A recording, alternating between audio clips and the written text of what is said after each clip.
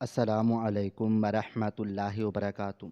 وہ ایک عالی شان اور امیر گھر میں جھاڑو پونچھا کیا کرتی تھی، اور وہاں کے صاحب اسے ہمیشہ انتہائی حقارت کی نگاہ سے دیکھتے تھے۔ ایک دن اچانک صاحب کے گھر میں ایک بڑی چوری ہو گئی، اور سارا الزام اس غریب ملازمہ پر لگا کر اسے بے دردی سے پولیس کے حوالے کر دیا گیا۔ جب تھانے میں پولیس نے اس کے سامان کی تلاشی لی تو چوری شدہ مال تو کہیں سے نہیں ملا، مگر اس کے پرانے اور پھٹے ہوئے بیگ سے ایک ایسی تصویر برآمد ہوئی جسے دیکھ کر صاحب کے ہوش اڑ گئے، کیونکہ اس تصویر میں وہ خود 20 سال پہلے اس لڑکی کے باپ کے ساتھ شہر کے سب سے مہنگے اور شاندار علاقے میں واقع اس محل نما گھر میں آج صبح کا آغاز عام دنوں کے جیسا ہی تھا، جہاں ہر طرف خاموشی اور سکون کا راج تھا، اور اس بڑے سے مہمان خانے میں صرف ایک ہی آواز گونج رہی تھی، جو صفائی کرنے والی لڑکی کے فرش رگڑنے کی تھی۔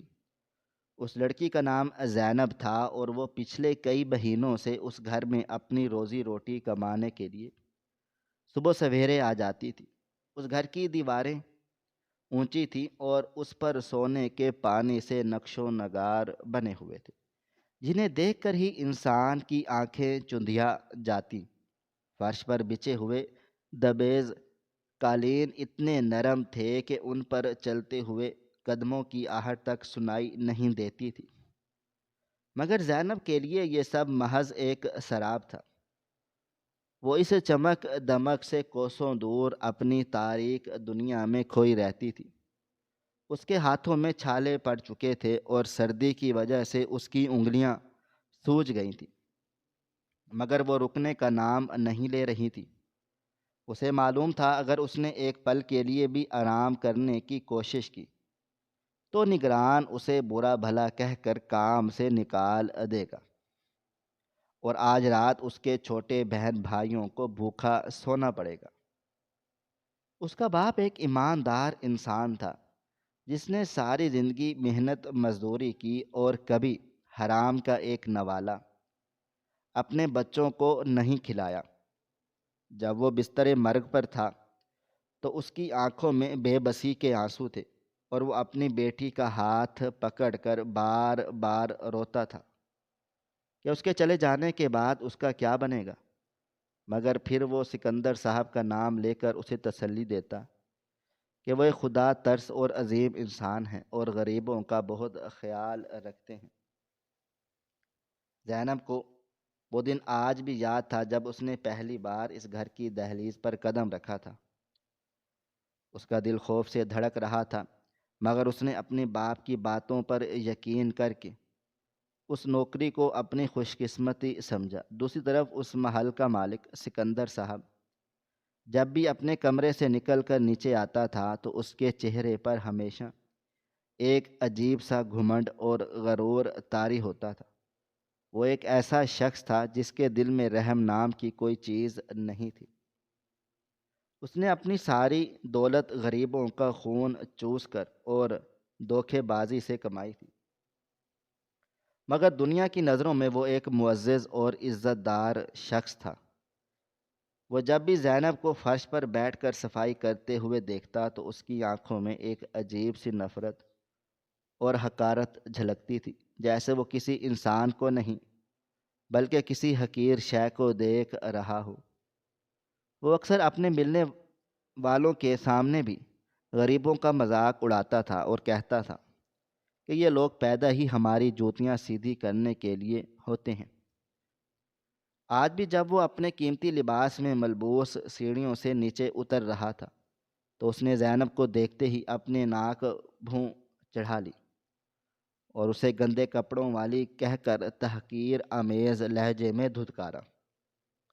زینب نے اس کی بات سن کر اپنا سر مزید نیچے کر لیا، اور اپنی آنکھوں میں آنے والے آنسوؤں کو بے بسی اور مجبوری کے گھونٹ کی طرح پی گئی، کیونکہ وہ جانتی تھی کہ غریب کی کوئی عزت نہیں ہوتی، اور اسے اپنے دو وقت کی روٹی کے لیے یہ سب کچھ برداشت کرنا پڑے گا۔ مہمان خانے کا ماحول بالکل پرسکون تھا کہ اچانک اوپر کی منظر سے ایک زوردار اور خوفناک آواز آئی جس نے پورے گھر کی خاموشی کو چیر کر رکھ دیا۔ زینب گھبرا کر وہیں زمین پر دبک گئی اور اس کے دل کی دھڑکن تیز ہو گئی۔ اگلے ہی لمحے سکندر صاحب کے چیخنے اور چلانے کی آوازیں آنے لگیں۔ وہ کسی پاگل انسان کی طرح سیڑھیوں سے نیچے بھاگتے ہوئے آئے۔ ان کا چہرہ غصے سے سرخ ہو چکا تھا اور ان کی آنکھیں باہر کو ابل رہی تھیں۔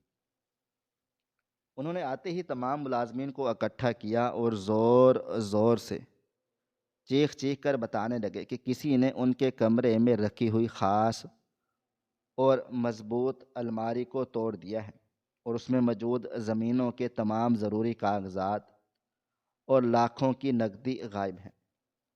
پورے گھر میں خوف و ہراس پھیل گیا اور ہر ملازم ڈر کے مارے کانپنے لگا۔ کوئی بھی اپنی جگہ سے ہلنے کی ہمت نہیں کر پا رہا تھا،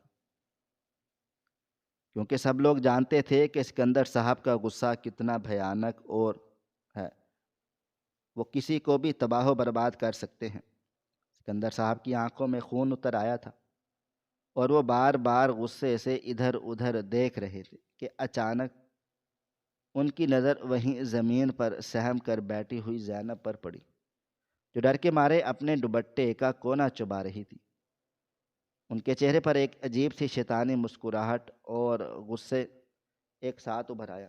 انہوں نے بنا کوئی سوچے سمجھے اپنی انگلی سیدھا زینب کی طرف اٹھا دی۔ انہوں نے انتہائی غصے اور حقارت بھری آواز میں چیخ کر کہا کہ اس چورنی کے علاوہ اور کوئی بھی یہ حرکت نہیں کر سکتا، کیونکہ یہ لوگ بھوکے اور ننگے ہوتے ہیں اور ان کی نیت ہمیشہ دوسروں کے مال پر خراب ہوتی ہے۔ انہوں نے مزید کہا کہ اس نے کل ہی مجھ سے اپنی مزدوری بڑھانے کی بھیک مانگی تھی اور جب میں نے انکار کیا تو اس نے رات کی تاریکی میں میری الماری پر ہاتھ صاف کر لیا۔ زینب یہ سب سن کر اپنے ہوش کھو بیٹھی اور اس کے پیروں تلے سے زمین نکل گئی۔ وہ روتے ہوئے سکندر صاحب کے قدموں میں گر گئی اور ان کے پاؤں پکڑ کر اپنی بے گناہی کی قسمیں کھانے لگی۔ اس نے روتے ہوئے چلاتے ہوئے کہا، صاحب، میں نے کوئی چوری نہیں کی، خدا کی قسم میں نے آپ کی الماری کو دیکھا تک نہیں۔ میں تو یہاں صرف اپنا پیسہ پسینہ خون پسینہ حلال کر کے حلال کی روزی روٹی کمانے آتی ہوں۔ میرے مرحوم باپ نے مجھے ہمیشہ آپ کی عزت کرنا سکھایا تھا اور میں کبھی سوچ بھی نہیں سکتی کہ میں اس گھر کا ایک روپیہ بھی چراؤں۔ میں تو ان کاغذات کا مطلب تک نہیں جانتی۔ آپ چاہیں تو میری تلاشی لے لیں، میرے کچے مکان کی تلاشی لے لیں، مگر مجھ پر یہ تہمت مت لگائیں۔ میں کسی کو منہ دکھانے کے قابل نہیں رہوں گی۔ مگر سکندر صاحب پر اس کے رونے دھونے کا کوئی اثر نہیں ہو رہا تھا، بلکہ ان کا غصہ مزید بڑھتا چلا جا رہا تھا۔ انہوں نے اس معصوم لڑکی کو زور سے دھکا دیا جس سے وہ دور فرش پر جا گری اور اس کے کمزور ہاتھوں پر اپنی گہری چوٹ آ گئی جس سے خون بہنے لگا۔ سکندر صاحب نے اپنے مخصوص گھمنڈی لہجے میں کہا، مجھے اس گھٹیا عورت کی کوئی کہانی نہیں سننی، یہ سب دکھاوا ہے اور اس نے ہی میری دولت لوٹی ہے۔ باقی تمام ملازمین خاموشی سے سر جھکائے کھڑے تھے۔ کسی میں اتنی ہمت نہیں تھی کہ وہ اس بے گناہ لڑکی کے حق میں ایک لفظ بھی بول سکے۔ سب کو اپنی اپنی نوکری اور جان پیاری تھی۔ اسی وقت باہر سڑک پر سرکاری گاڑیوں کے سائرن کی تیز آوازیں آنے لگیں جو لمحہ بہ لمحہ قریب ہوتی جا رہی تھی۔ زینب کا دل خوف سے بیٹھتا جا رہا تھا، کیونکہ اس نے اپنی پوری زندگی میں کبھی تھانے یا کچہری کا منہ نہیں دیکھا تھا اور اب اس پر چوری کا اتنا بڑا الزام لگ چکا تھا جس کی سزا سوچ کر ہی اس کی روح کانپ رہی تھی۔ وہ سوچ رہی تھی کہ اس کے باپ نے تو کہا تھا کہ یہ لوگ بہت اچھے ہیں، پھر آج یہ امیر آدمی اس پر اتنا بڑا اور جھوٹا الزام کیوں لگا رہا ہے؟ کیا غریب ہونا اتنا بڑا گناہ ہے کہ کوئی بھی امیر جب چاہے ان کی عزت کو خاک میں ملا دے اور کوئی اسے پوچھنے والا نہ ہو؟ زینب کی آنکھوں سے آنسو مسلسل بہہ رہے تھے۔ وہ بار بار آسمان کی طرف دیکھ کر اپنے خدا سے مدد مانگ رہی تھی کہ اس مشکل گھڑی میں اس کی پاک دامنی کو ثابت کرنے والا کوئی معجزہ ہو۔ وہ اپنے گالوں پر بہنے والے آنسوؤں کو اپنے میلے دوپٹے سے صاف کرتی اور پھر سے ہاتھ جوڑ کر رحم کی بھیک مانگنے لگتی۔ کچھ ہی دیر میں تھانے دار اپنے بھاری جوتوں کی دہشت ناک آواز نکالتے ہوئے اپنے دیگر سرکاری اہلکاروں کے ساتھ اس عظیم الشان مہمان خانے میں داخل ہوا۔ ان کے چہروں پر سختی تھی اور ہاتھوں میں آہنی کڑے تھے۔ تھانے دار کو دیکھتے ہی سکندر صاحب اس کے پاس گئے اور بڑے فخر اور غرور سے زینب کی طرف اشارہ کرتے ہوئے حکم دینے والے لہجے میں کہا کہ اس چورنی کو فوراً سے حراست میں لیا جائے، کیونکہ اس نے میری الماری توڑی ہے اور میرا تمام سرمایہ چرا لیا ہے۔ اسے تب تک مت چھوڑنا جب تک یہ میرا ایک ایک روپیہ واپس نہ کر دے۔ تھانے دار نے اپنے اہلکاروں کو اشارہ کیا اور انہوں نے آگے بڑھ کر زمین پر بیٹھی روتی بلکتی زینب کو بازوؤں سے بے دردی سے پکڑ کر کھڑا کیا۔ اس کے کمزور ہاتھوں میں آہنی کڑے پہنا دیے گئے جو اس کی کلائیوں کو بری طرح کاٹ رہے تھے۔ زینب کی آنکھوں سے آنسوؤں کی جھڑی رکی نہیں جا رہی تھی۔ وہ بار بار تھانے دار کے آگے ہاتھ جوڑ کر فریاد کر رہی تھی کہ وہ بے قصور ہے، اس نے کوئی چوری نہیں کی، مگر سرکاری اہلکار نے اس کی ایک نہ سنی۔ وہ اسے کوئی خطرناک مجرم سمجھ رہے تھے۔ وہ زینب کو ذلیل کرتے ہوئے اور دھکے دیتے ہوئے گھر سے باہر کھڑی گاڑی کی طرف لے کر جانے لگے۔ محلے کے لوگ بھی تماشا دیکھنے کے لیے اپنے اپنے گھروں سے باہر نکل آئے تھے اور طرح طرح کی باتیں کر رہے تھے۔ کوئی کہہ رہا تھا کہ غریبوں کا کوئی اعتبار نہیں ہوتا اور کوئی اس کی مجبوری پر طعنے دے رہا تھا۔ زینب کے لیے یہ سب برداشت کرنا موت سے بھی بدتر تھا۔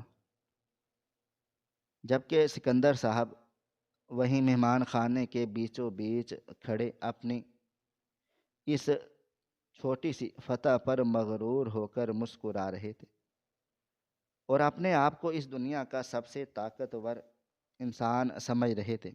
انہیں لگ رہا تھا کہ انہوں نے ایک غریب اور بے بس لڑکی کو کچرے کی طرح نکال کر باہر کیا ہے اور اپنے پیسوں کے زور پر کسی کی بھی زندگی کو تباہ و برباد کر سکتے ہیں۔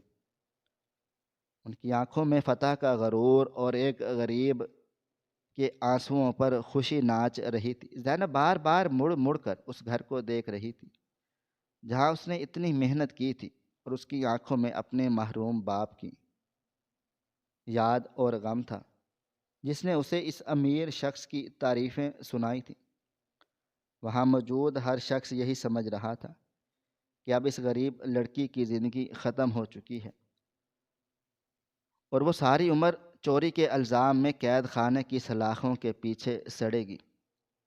امیر کی ایک انگلی اٹھی اور غریب کی پوری زندگی تماشا بن گئی، لیکن سکندر نہیں جانتا تھا یہ تماشا الٹا اسی کے گلے پڑنے والا ہے۔ سرکاری گاڑی کا دروازہ ایک خوفناک آواز کے ساتھ بند ہوا اور زینب کو ایسا لگا جیسے اس کی زندگی کے تمام دروازے ہمیشہ ہمیشہ کے لیے بند ہو گئے۔ گاڑی کے اندر کی فضا میں ایک عجیب سی گھٹن اور وحشت تھی، جہاں لوہے کی سلاخوں کے پیچھے بیٹھ کر وہ اپنے آپ کو کسی پنجرے میں قید بے بس پرندے کی طرح محسوس کر رہی تھی۔ اس کے نازک اور محنت کش ہاتھوں میں پہنائے گئے لوہے کے کڑے اس کی کلائیوں کا گوشت کاٹ رہے تھے، مگر اس سے زیادہ تکلیف اسے اس بے عزتی کی ہو رہی تھی جو کچھ دیر پہلے محلے والوں کے سامنے اس کی ہوئی تھی۔ گاڑی کے پہیے سڑک پر گھوم رہے تھے اور ہر ہچکولے کے ساتھ زینب کے دل میں ایک نیا خوف جنم لے رہا تھا۔ وہ کھڑکی سے باہر بھاگتے ہوئے راستوں اور لوگوں کو دھندلی آنکھوں سے دیکھ رہی تھی، اور اس کے ذہن میں اپنے چھوٹے بہن بھائیوں کے معصوم چہرے گھوم رہے تھے، جو اس وقت بھوکے پیٹ اپنی بڑی بہن کا انتظار کر رہے ہوں گے کہ وہ کام سے لوٹے گی تو ان کے لیے روٹی لائے گی، مگر انہیں کیا معلوم تھا کہ ان کی بہن تو کسی اور ہی نہ کردہ گناہ کی سزا کاٹنے جا رہی ہے۔ زینب کی آنکھوں سے آنسو تھمنے کا نام نہیں لے رہے تھے، اور وہ بار بار اپنے پروردگار سے رو رو کر فریاد کر رہی تھی۔ اس نے اپنی پوری زندگی میں کبھی کسی کا 1 روپیہ نہیں مارا، تو پھر اس کے ساتھ اتنا بڑا ظلم کیوں ہو رہا ہے؟ اس کے کانوں میں اب بھی اپنے مرحوم باپ کی وہ نصیحتیں گونج رہی تھیں، جن میں وہ کہتا تھا کہ بیٹا، غریب کی سب سے بڑی دولت اس کی عزت اور ایمانداری ہوتی ہے، اور سکندر صاحب جیسے لوگ تو فرشتوں کی طرح ہوتے ہیں جو غریبوں کو سہارا دیتے ہیں۔ زینب سوچ رہی تھی کہ کیا یہ وہی فرشتے ہیں جو آج اس کی عزت کو سرے بازار نیلام کر رہے ہیں؟ گاڑی شہر کے پرہجوم راستوں سے گزرتی ہوئی بالآخر تھانے کی اونچی اور خوفناک عمارت کے سامنے آ کر رک گئی۔ گاڑی کے رکتے ہی 2 کڑیل اور سخت گیر اہلکاروں نے پیچھے کا دروازہ کھولا اور زینب کو بازو سے پکڑ کر باہر کھینچا۔ تھانے کی عمارت کو دیکھ کر ہی زینب کی روح کانپ گئی، کیونکہ اس نے ہمیشہ سنا تھا کہ یہاں سے کوئی غریب عزت بچا کر واپس نہیں آتا۔ تھانے کے اندر کا ماحول انتہائی سیلن زدہ اور خوفناک تھا۔ جگہ جگہ سے دیواروں کا پلستر اکھڑا ہوا تھا، اور ایک عجیب سی بدبو پوری فضا میں پھیلی ہوئی تھی۔ اہلکار اسے دھکے دیتے ہوئے ایک بڑے اور مدھم روشنی والے کمرے میں لے گئے، جہاں بیچ میں ایک بڑی سی لکڑی کی میز رکھی ہوئی تھی، اور اس کے پیچھے تھانے دار ایک بڑی سی کرسی پر براجمان تھا۔ اس کی مونچھیں بڑی بڑی تھیں، اور چہرے پر ایک ایسی درندگی تھی جسے دیکھ کر ہی زینب کا دل ڈوبنے لگا تھا۔ تھانے دار نے اپنی خونخوار آنکھوں سے اس سہمتی ہوئی اور کانپتی ہوئی لڑکی کو اوپر سے نیچے تر دیکھا، اور پھر اپنے اہلکاروں کو اشارہ کیا کہ اسے زمین پر بٹھا دیا جائے۔ زینب فرش پر گرتے ہی اپنے گھٹنوں میں سر دے کر پھوٹ پھوٹ کر رونے لگی۔ وہ بار بار خدا کا واسطہ دے رہی تھی اور کہہ رہی تھی کہ اس نے کوئی چوری نہیں کی، مگر وہاں اس کی فریاد سننے والا کوئی بھی نہیں تھا۔ کچھ ہی دیر گزری کہ تھانے کے باہر ایک انتہائی مہنگی اور چمکدار گاڑی آ کر رکی، جس میں سے محل کا مالک سکندر صاحب اترا۔ اس کے قریب آتے ہی تھانے کا سارا عملہ جیسے چکنا ہو گیا، اور سب نے کھڑے ہو کر اسے سلام کیا۔ تھانے دار بھی اپنی کرسی سے اٹھا اور انتہائی خوشامدانہ انداز میں آگے بڑھ کر سکندر صاحب کا استقبال کرنے لگا۔ تھانے دار نے اسے اپنے برابر والی ایک انتہائی آرام دہ کرسی پر بٹھایا اور فوراً چائے پانی کا حکم دیا۔ سکندر صاحب کے چہرے پر وہی پرانا غرور اور تکبر طاری تھا۔ اس نے اپنی ٹانگ پر ٹانگ رکھی اور انتہائی حقارت بھری نظروں سے زمین پر بیٹھی زینب کو دیکھا، جیسے کوئی وہ بہت غلیظ چیز ہو۔ تھانے دار نے سکندر صاحب کی خوشنودی حاصل کرنے کے لیے اپنی کڑکدار آواز میں زینب کو مخاطب کیا اور گرجتے ہوئے کہا، سچ سچ بتا دے، تو نے صاحب کی تجوری سے نکالی ہوئی نقدی اور وہ قیمتی کاغذات کہاں چھپائے ہیں؟ ورنہ آج تیری وہ درگت بناؤں گا کہ تیری نسلیں بھی یاد رکھیں گی۔ زینب نے اپنے آنسوؤں سے تر چہرے کو اٹھایا اور ہاتھ جوڑ کر گڑ گڑاتے ہوئے کہا، تھانے دار صاحب، میں نے کچھ بھی نہیں چرایا۔ میں تو اس تجوری والے کمرے میں صفائی کرنے بھی نہیں جاتی۔ میرے صاحب کو کوئی غلط فہمی ہو گئی ہے۔ میں تو 2 وقت کی روٹی کمانے والی ایک غریب محنت کش ہوں۔ بھلا میں ان کاغذات اور پیسوں کا کیا کروں گی؟ مگر تھانے دار اس کی کسی بات پر یقین کرنے کو تیار نہیں تھا۔ اس نے اپنا بھاری جوتا زور سے زمین پر مارا اور کہا، تم جیسے غریبوں کی یہی کہانی ہوتی ہے، پہلے چوری کرتے ہو اور پھر آنسو بہاتے ہو۔ سکندر صاحب بھی بیچ میں بول پڑا۔ اس نے انتہائی زہریلے لہجے میں کہا، میں نے کہا تھا نا تھانے دار صاحب، یہ لڑکی بہت مکار ہے، یہ بڑی چلاکی سے میرے گھر میں گھسی اور اس نے میری ساری جمع پونجی پر ہاتھ صاف کر لیا۔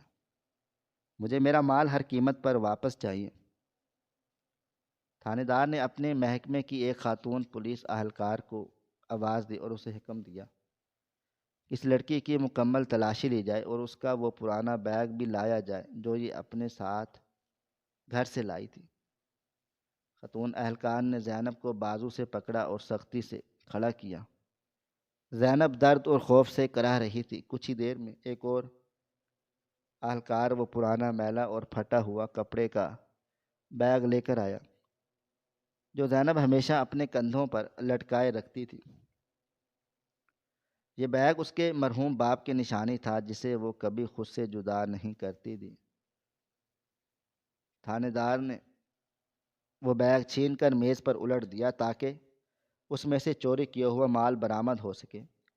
بیگ کے الٹتے ہی جو کچھ میز پر گرا اسے دیکھ کر سکندر صاحب اور تھانے دار کے ماتھے پر بل پڑ گئے۔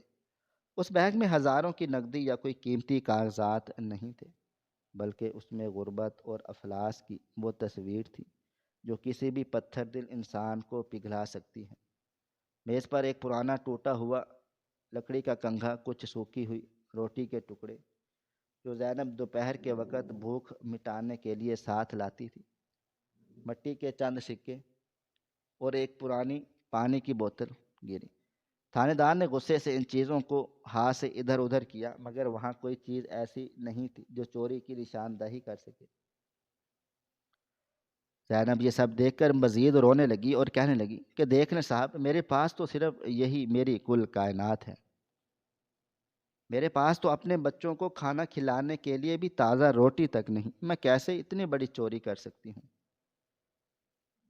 تھانے دار کو محسوس ہوا شاید یہ لڑکی سچ کہہ رہی ہے، مگر وہ سکندر صاحب کے سامنے اپنی خفت مٹانے کے لیے بیگ کو مزید الٹ پھلٹ کر کے دیکھنے لگا۔ اس بیگ کے اندرونی حصے سے ایک بہت ہی پرانی اور کچی سلائی سے بنی ہوئی خفیہ جیب تھی جو بظاہر نظر نہیں آ رہی تھی۔ تھانے دار کی موٹی انگلیاں اس جیب میں پھنس گئیں۔ اس نے زور لگا کر اس کپڑے کو پھاڑ دیا۔ کپڑا پھٹتے ہی اس خفیہ جیب میں سے ایک پرانی بوسیدہ اور مٹی میں اٹی ہوئی چھوٹی سی ڈائری نکل کر میز پر گر پڑی، جس کے صفحات پیلے پڑ چکے تھے اور اس کی جلد جگہ جگہ سے ادھڑ چکی تھی۔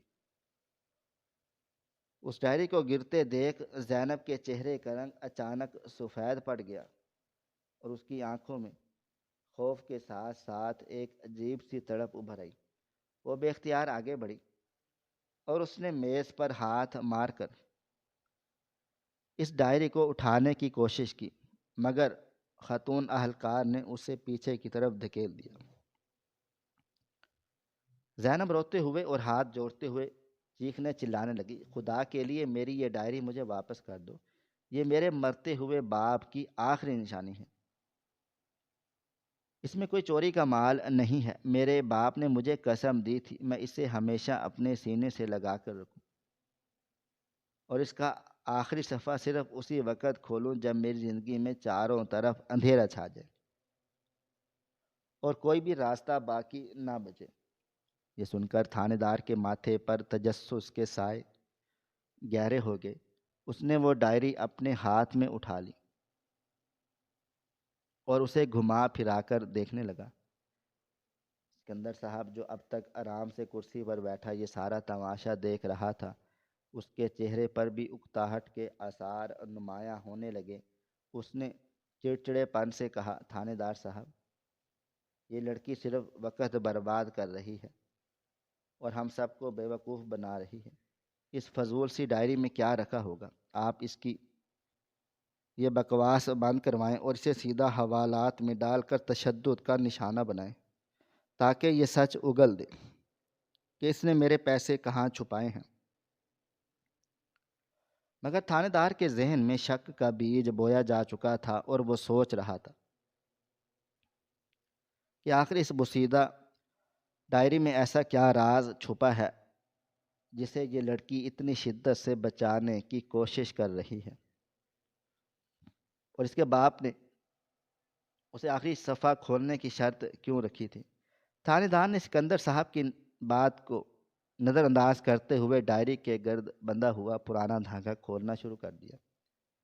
زینب کی سسکیاں تھانے کے اس خاموش اور تاریک کمرے میں گونج رہی تھیں، اور وہ بار بار کہہ رہی تھی کہ میرے باپ کی امانت کو مت کھولیں، مگر طاقت کے نشے میں چور ان سرکاری اہلکاروں کے سامنے اس بے بس لڑکی کی کیا اوقات تھی۔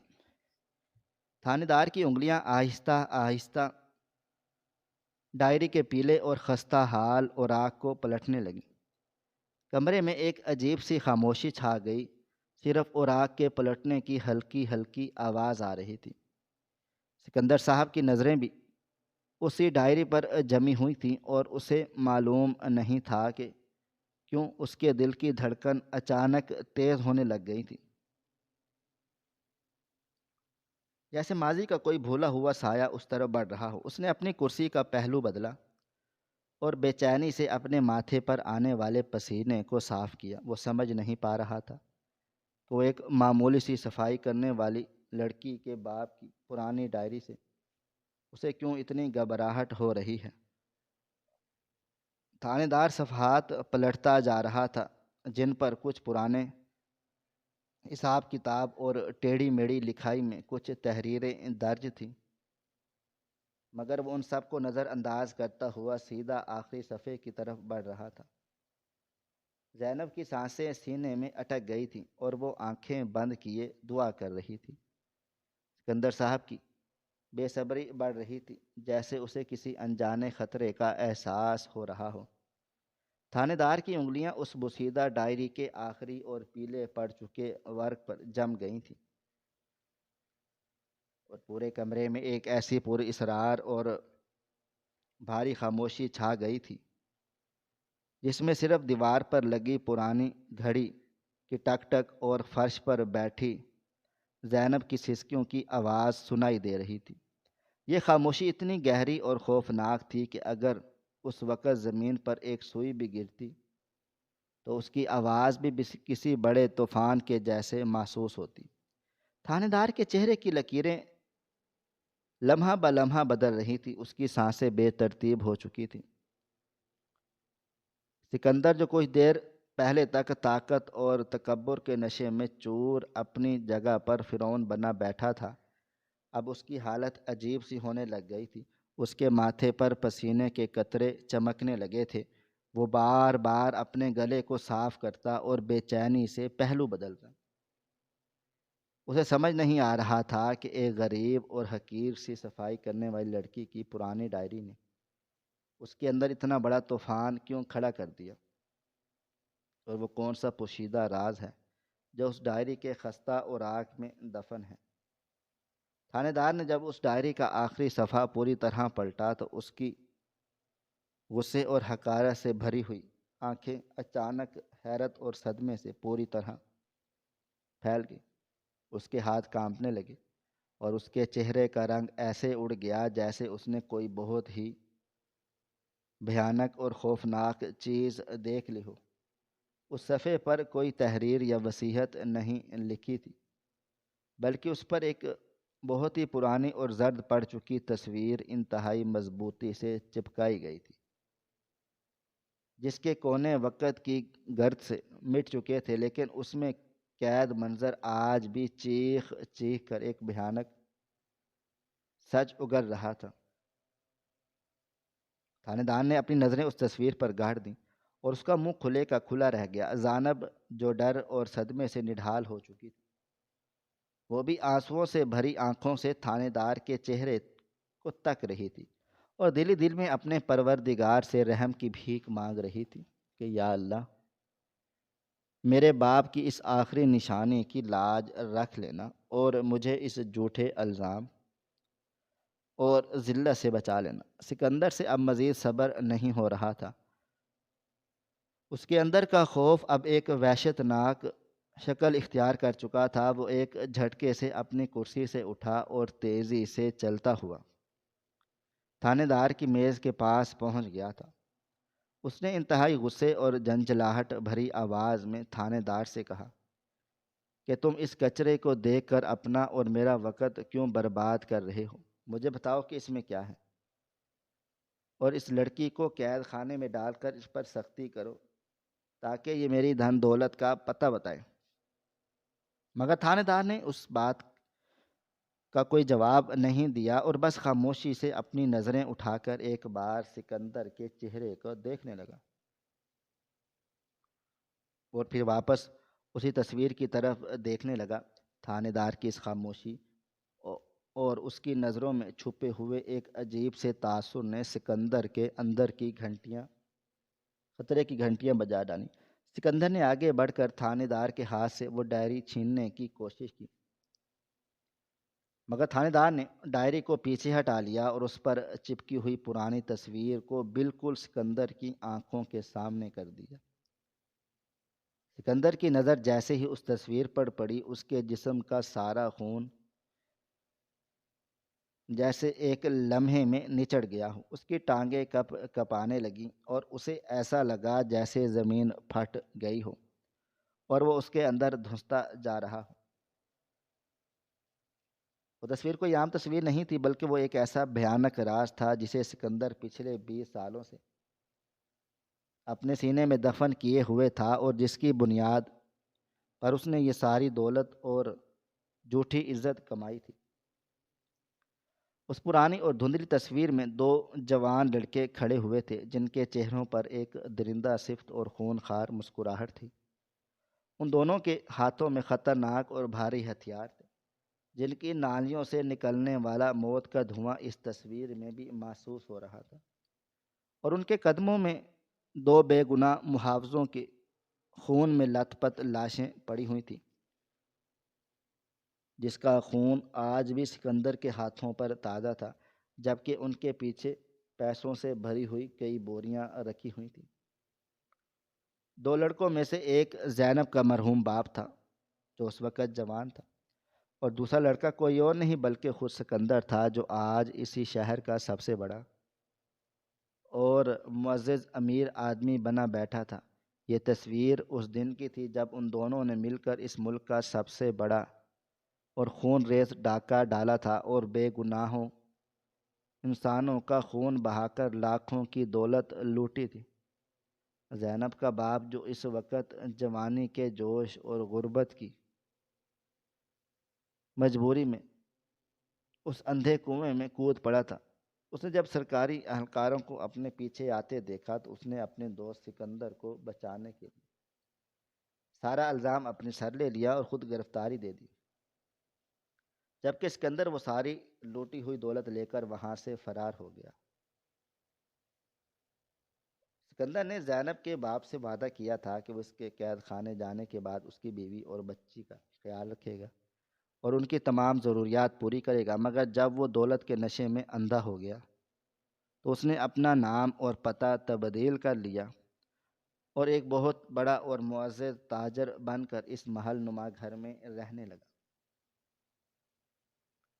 جبکہ اس کا دوست قید خانے کی تاریک اور سرد کوٹڑی میں بیماری اور دکھ سے گل سڑ کر مر کھپ گیا، اور مرتے وقت بھی وہ اپنی بیٹی کو یہی کہتا رہا کہ سکندر ایک بہت اچھا انسان ہے، کیونکہ اسے لگتا تھا کہ سکندر واقعی ان کی مدد کرے گا اور ان کی بیٹی کو کبھی بھی در بدر کی ٹھوکریں نہیں کھانی پڑیں۔ آج وہ ساری حقیقت اور سارا فریب اس چھوٹی سی تصویر کی صورت میں تھانے کے اس تاریک کمرے میں سب کے سامنے آ چکا تھا۔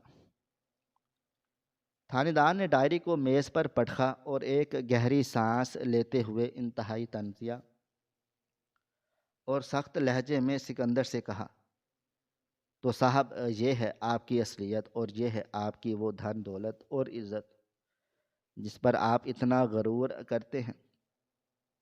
آپ نے 20 سال پہلے جو دوہرے قتل اور اتنے بڑے بڑے ڈاکے کا جرم کیا تھا، آج آپ اپنے ہی تکبر اور جلد بازی نے اس راز سے پردہ اٹھا دیا۔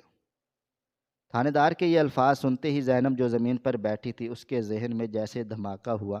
اسے اپنے کانوں پر یقین نہیں آ رہا تھا کہ جس شخص کی تعریفیں اس کا باپ ساری زندگی کرتا رہا وہ دراصل اس کے باپ کا قاتل اور اس کی ساری بربادی کا اصل ذمہ دار تھا۔ زینب کے ذہن میں اپنے باپ کی وہ تمام کھوکھلی باتیں گونجنے لگیں۔ جب وہ اپنی آخری سانسیں گنتے ہوئے بھی اس قاتل کو فرشتہ سمجھ رہا تھا، زینب کا دل چاہا کہ وہ چیخ چیخ کر روئے اور اپنے باپ کی اس سادگی پر ماتم کرے جس نے ایک بھیڑیے کو مسیحا سمجھ لیا تھا۔ زینب کی آنکھوں سے گرنے والے آنسو اچانک رک گئے اور اس کی جگہ ایک حیرت اور شدید صدمے نے لے لی، اور اس نے کانپتے ہوئے ہاتھوں سے میز پر پڑی ہوئی اس تصویر کو دیکھا اور پھر اس شخص کو دیکھا جو کچھ دیر پہلے اسے گندے کپڑوں والی کہہ کر دھتکار رہا تھا اور اس پر جھوٹا الزام لگا کر اسے ہمیشہ ہمیشہ کے لیے تباہ کرنے پر تلا تھا۔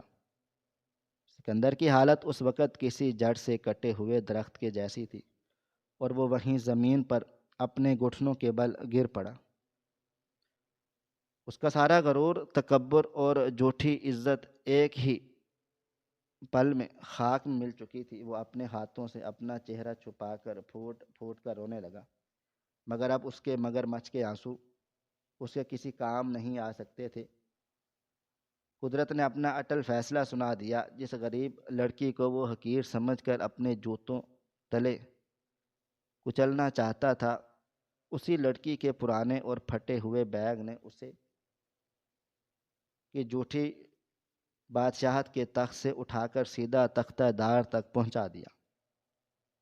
تھانے دار کی آواز میں اب خوشامد کی بجائے ایک درشتگی اور نفرت تھی۔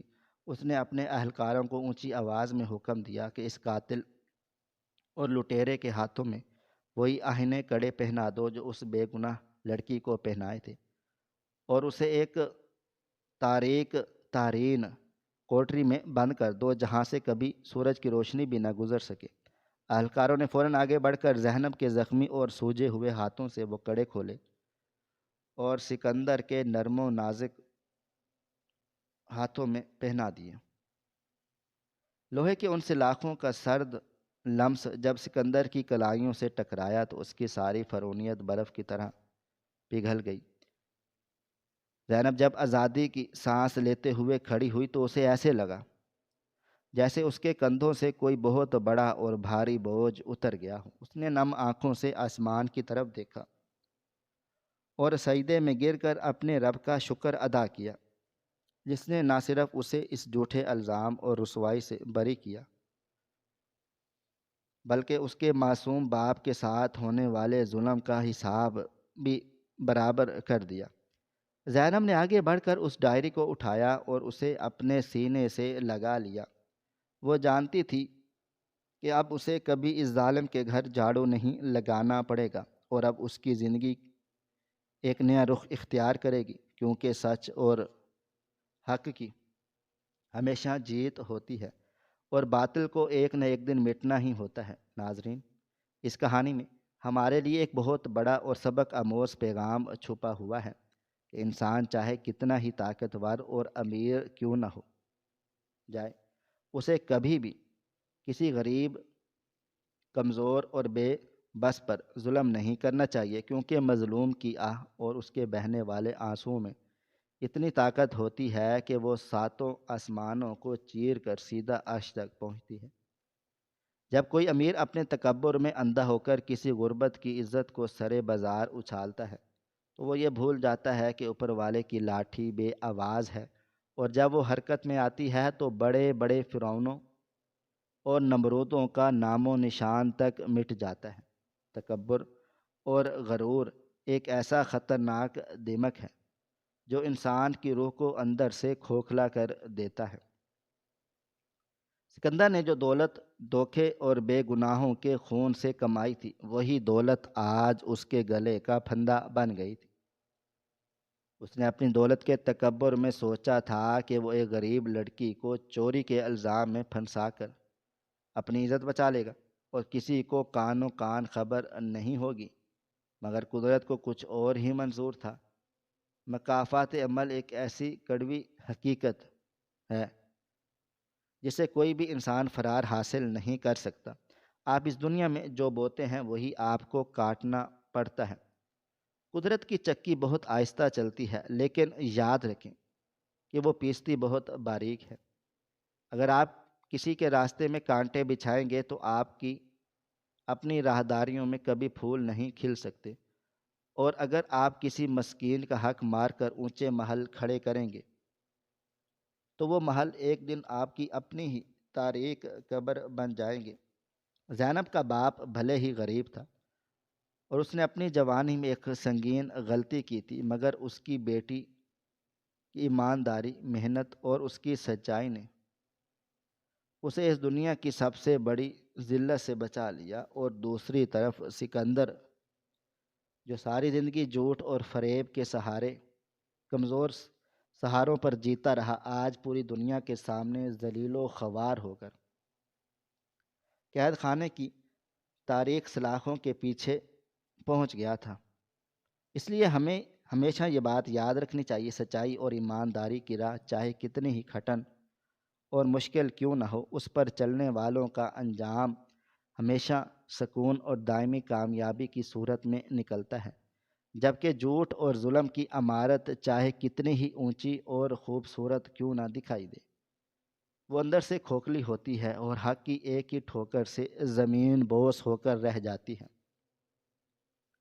ہمیں اپنی زندگی میں ہمیشہ دوسروں کے ساتھ حسن سلوک کرنا چاہیے، اور خاص طور پر ان لوگوں کے ساتھ جو ہم سے کم درجے پر لوگ فائز ہیں۔ ناظرین، آپ کو ہماری آج کی یہ کہانی کیسی لگی؟ کومنٹ باکس میں اپنی رائے کا اظہار ضرور کریں۔ مزید اس طرح کی سبق آموز کہانیاں سننے کے لیے ہماری ویڈیوز کو لائک کریں، شیئر کریں، اور ہمارے چینل ایس ایف سٹوریز کو ضرور سبسکرائب کر لیں۔ ملتے ہیں کل ایک نئی اور دلچسپ کہانی کے ساتھ، تب تک اپنا ڈھیر سارا خیال رکھیے گا۔ اللہ حافظ۔